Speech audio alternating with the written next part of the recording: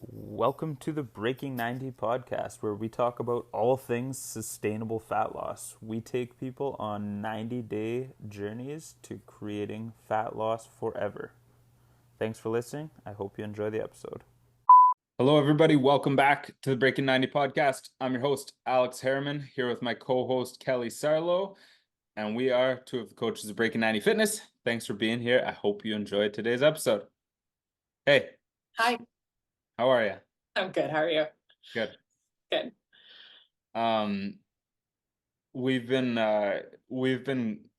getting some beautiful weather finally, which is awesome. But just yesterday, we did like a bunch of spring cleaning, got the garage reorganized, which somehow feels like we have to do that like twice a year. But it's one of those things where you're just like, I do not want to do this at all. But then as you get going, it feels good. And then once you're done, it's like the best feeling. It's kind of like working out, right?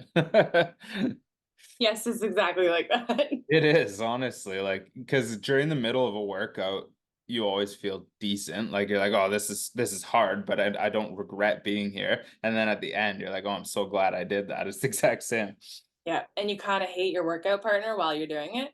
Yeah. I'm happy for you. Yeah, so we got Emerson to clean and like organize his room, and then we got the garage more organized, which is good. Oh, good for you. And that brings me into today's topic, which is the spring renewal, if you will. So the feeling of the freshness and fresh start of that comes with spring. One thing that I've been noticing is like just how much better I feel being outside more now. I make a point of getting outside a fair bit in the winter, but it's definitely less. As you know, I've got like some sort of virus right now, like a flu bug or something. And this morning, I didn't go to the gym just because I feel like shit. And I decided to just take Gary into the forest and just go for like a slow walk. And it was like, it just leaves you feeling so energized. Yeah, it's great. There's just so many more opportunities to get outside. What do you most look forward to this time of year? Sun. Hands down. Like, just even if I literally am in your situation where I feel sick and I don't really have a whole lot of energy, I will take a folding chair and just go sit outside and get sun on my face, because that fresh air and sunlight just feels transformative. And it requires nothing of me. And I can even feel the difference to waking up to the sun, because I don't do blackout blinds. I feel more rested when I'm waking up with the daylight as opposed to an alarm clock. It's the same time, but there's just it's different. Yeah, it is. And that's like a massive tip that you gave there. Just getting outside. It's something that even just sitting outside in a lawn chair is going to leave you feeling better. I guarantee it. So if you get nothing else from this episode, like make sure you're scheduling in outdoor time as a non-negotiable in any capacity. Like walking to and from your car is not enough time to be outside on a day-to-day basis. You need to be prioritizing outdoor time. I walk Emerson to school every single day, like rain, shine, snow. And he often questions it. He's like, why aren't we just driving? Like, it's terrible out here. Like, it's raining. It's like, no, this is so good for us. This is not non-negotiable. We're walking.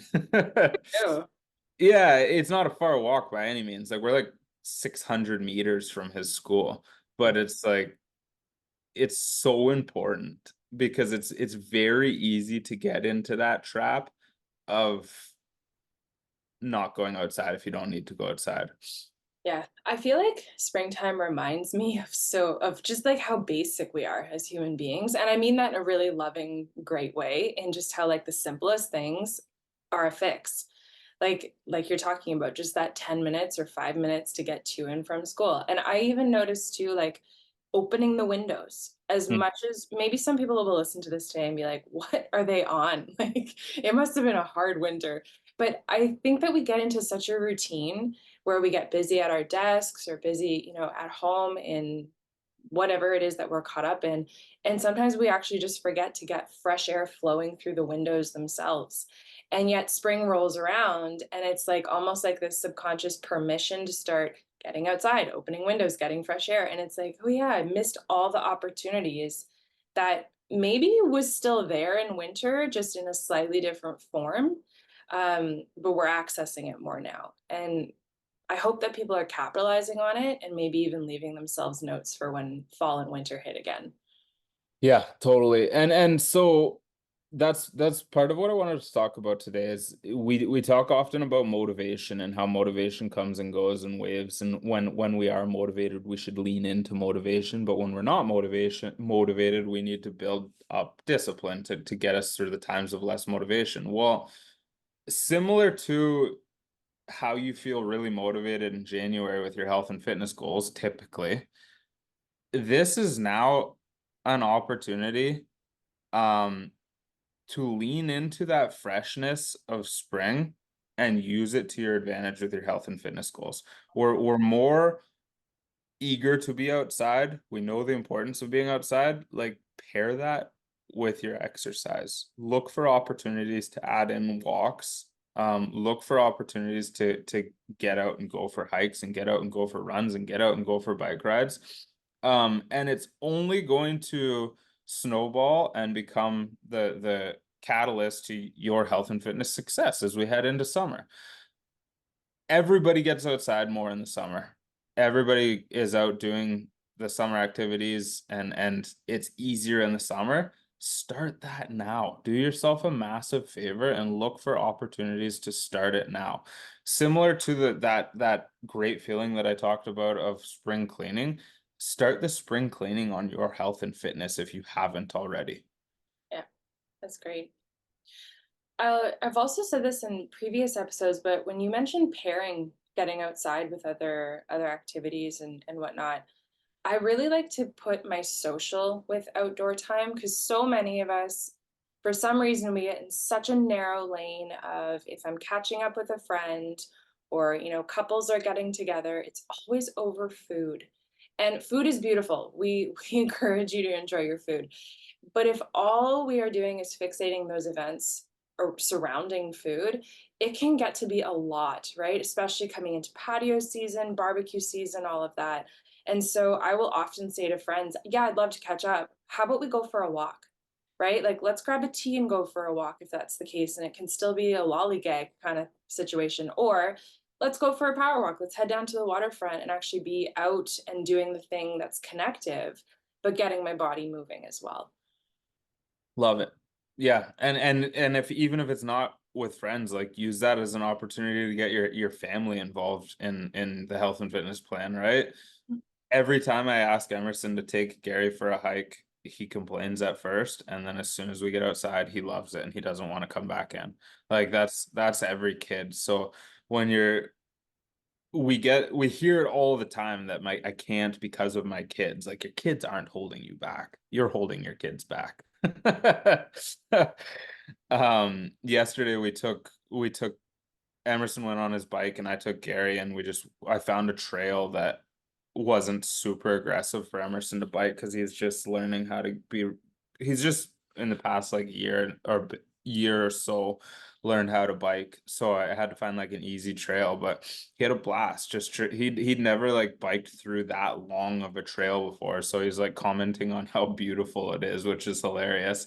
And he wiped out on some loose gravel at one point, and he was way far ahead. So I ran up to him and to check on him, and he was like, I thought I was gonna cry, but it really didn't hurt that bad. But like, these are opportunities. So now we're combining our outdoor time, our family time, and our exercise time all together, which is actually saving us time as a result, right?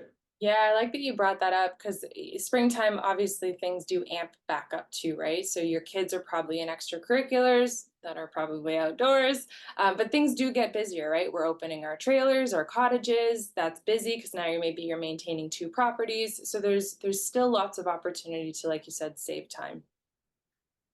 So so on this thought of spring cleaning our health and fitness, what I want to encourage you guys today to do is redo your health and fitness schedule. It's something that we should be doing several times a year. Not just your health and fitness schedule either, your schedule in general. It's something we should be reviewing and resetting several times a year because our schedules and priorities and lives don't stay the same for the most part all year long. So now, as we're coming into longer days of sun and more opportunities to get outside, let's wipe the slate clean and reset our calendar with our new priorities. So anytime I talk to a client or somebody working with us about setting up your calendar, your schedule, I always encourage you to put your non-negotiables in first because it's way easier to build the other shit around that than it is vice versa. So if there's things like getting outdoors that are really important to you, going for walks, getting your exercise in, things like that that are really important to you, family time, date nights, any of that, put that stuff in your calendar first and let the other stuff build around it. Um, I can't stress actually I know people are gonna listen to this and be like, oh yeah, that sounds great. I should do that. But like Do it. do it. Yeah.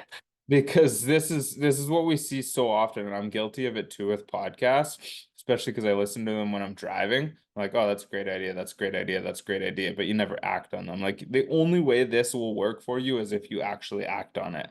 Mm, agreed. You're the scheduling queen, so what advice do you have on that? Thank you so much for that title. I was just saying this to someone else. We talk a lot about eating the frog too, right? So the thing that you want to really get out of the way, it's not the most fun thing that you got to do, but you know you got to do it. Schedule it at the very beginning of your day, and I love that.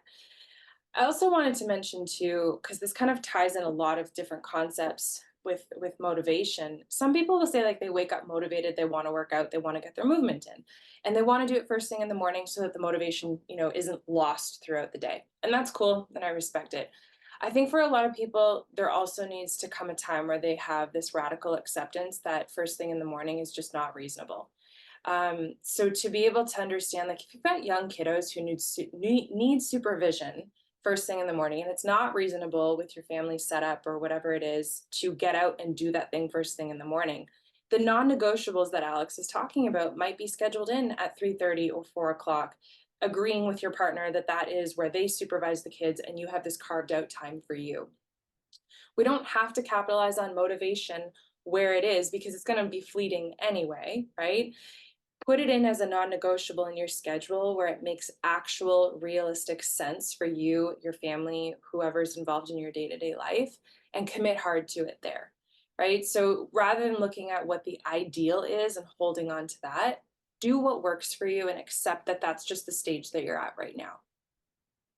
And that's something that we do with weather, right? I have to accept that certain things are not available to me at different times of year in terms of outdoor activities. I accept and you schedule accordingly. When we talk about eating the frog too, so like the saying goes, if you have to eat a frog every day, eat it first thing in the morning. If you have to eat two frogs every day, eat the biggest, ugliest one first. The way that we apply that to our health and fitness is like the thing that's daunting to you, get it done first thing in the day. First thing in the day doesn't always mean 8 a.m. It means the first reasonable time in your day. So what Kelly's saying, like that might be 3:30 in the afternoon. Don't let that daunting task hang over your head till the end of the day, basically, is what we're trying to say. Get it done as reasonably early as possible. Early mornings are great in theory. They're not great if you're not going to prioritize your sleep too. Mhm. So for some people, this isn't possible because of things like young kids waking you up all night long. For other people, if you're not willing to make the sacrifice to an early bedtime, then waking up early for training is like it's not going to last. If every night you're staying up late watching Netflix, forcing yourself up early and going to the gym and you're getting like 5 hours of sleep because you want to accommodate both ends, sooner or later this will crumble. You have to decide what's going to give. Am I either going to prioritize getting to bed earlier, or am I going to move this exercise to a different part of the day? Because I can't continue to give myself 5 hours of sleep and expect to perform optimally. Yeah. Yeah, and thank you for illustrating that, because I know I took a whole bunch of concepts and threw them at people in that example, but the whole point is spring cleaning your schedule. And when we do sit down, it's not just about finding open spots, it's about really understanding what those open spots in your schedule are and how they work for the family unit, right? Now, on that note, I would say that most people could do a lot better with their morning routines than Yeah. they're doing. Um, the morning is a massive, massive opportunity to start your day fresh and to start on a positive note. I've said this a lot, but I haven't said it recently. We shouldn't be starting our day into chaos whenever possible. Like if your alarm's going off and then you have such a strict timeline to get lunches packed, get showered, get teeth brushed, get clothes, and get out the door, like you're starting your day on someone else's terms right into chaos. Yeah. That's setting the tone for your entire day. Whenever possible, try to wake up 5 minutes early and start on your own terms. If Mm. we're looking at like the bare ass minimum of what we could be doing for ourselves. And that may mean going to bed 5 minutes earlier to accommodate that. I'm not saying sacrifice 5 minutes of sleep. Most of us stay up too late at night doing shit that isn't congruent with our health and fitness goals. What do you mean? That's good. um yeah, that's all I really wanted to go over today. Do you have anything else you wanted to add? No, I like it. I think it's meant to be a hopeful episode for people to just kind of step back, renew their goals, renew their outlook on how they want to approach things. I think hopefully winter has been a reflective period of time where you've decided where you are, where you want to be, and what needs doing, and now hopefully we've got that energy and commitment to implement. Yeah. Yeah, and that actually brings me into my tip for today's episode, something I haven't touched on in a while, but it's just reprioritizing your water. It's something that we can easily fall off track with because we all know that water is really, really important in our goals, but it's something that and I'm guilty of it too. I see you laughing there, but like it's something that we all do, right? We get in a good rhythm with water and we feel great and we're making it a priority, and then at some point it falls off track. So this is just your reminder to like reprioritize your water. Pick a way that you're going to do it. For me, if you struggle with water, find a container that you like to drink water out of first of all, so that it's easier to measure. Remember, we can't manage what we don't measure. um Pick a container you like, set a goal for how many times you want to consume that container, and then set an alarm for what times of day you want to be done that container by. Like that's the simplest version. We've got a couple different tricks and tips that we give our members to get their water in, but like that is the simplest version. So if you have a container you want to finish 3 times in the day, set an alarm for 11 o'clock, 4 o'clock, and 7 o'clock as an example. And when that alarm goes off, finish what's left in the container and refill it. As this slowly becomes routine and pattern, you can erase the alarm. You're not going to need it anymore, but use that whenever you fall off track to get back into your rhythm. Love it. I'm listening and implementing as you speak. So am I, honestly. It's one of those things that it's been second nature for me for so long to drink enough water, and then one day you wake up and you're like, oh, I'm drinking like half of what I used to drink. What happened? Mhm. Right? Yeah. Well, Awesome. Well, we appreciate you guys being here. Wherever you're listening, do us a huge favor, rate the episode, leave a comment, and share it with a friend.